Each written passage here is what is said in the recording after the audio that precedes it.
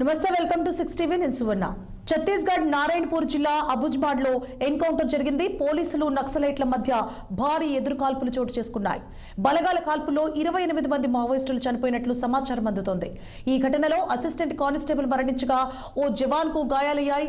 నారాయణపూర్, దంతెవాడ, బీజాపూర్, కొండగావ్ జిల్లాల డీఆర్జీ బలగాలు కూంబింగ్ నిర్వహిస్తుండగా మావోయిస్టులు తారసపడ్డారు. ఇక అంబుజ్బాడ్ ప్రాంతంలో నక్సలైట్ల కీలక కమాండర్లను చుట్టుముట్టడంతో ఇరు వర్గాల మధ్య కాల్పులు జరిగాయి. ఈ కాల్పులో భారీ సంఖ్యలో నక్సలైట్లు చనిపోయినట్లు పోలీసులు చెబుతున్నారు.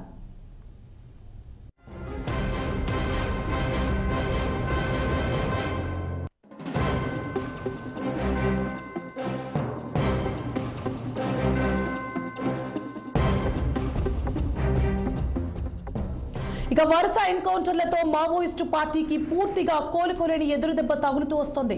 అంబుజ్మాడ్ ఎన్కౌంటర్ లో ఆ పార్టీ అగ్రనేత నంబాల కేశవరావు అలియాస్ బసవరాజు మృతి చెందినట్లు తెలుస్తోంది. గెరిల్లా యుద్ధ వ్యూహాల్లో దిట్టైన నంబులపై ₹1 కోటి రివార్డు ఉంది. వరంగల్ ఆర్ఎస్ ఇంజనీరింగ్ చదువుతోన్న సమయంలోనే విప్లవాలపై ఆసక్తి పెంచుకున్నారు. 1970 నుంచి మావోయిస్టు పార్టీలో క్రియాశీలకంగా వ్యవహరించిన Nambala party central military commission అధిపతిగా కూడా పనిచేశారు.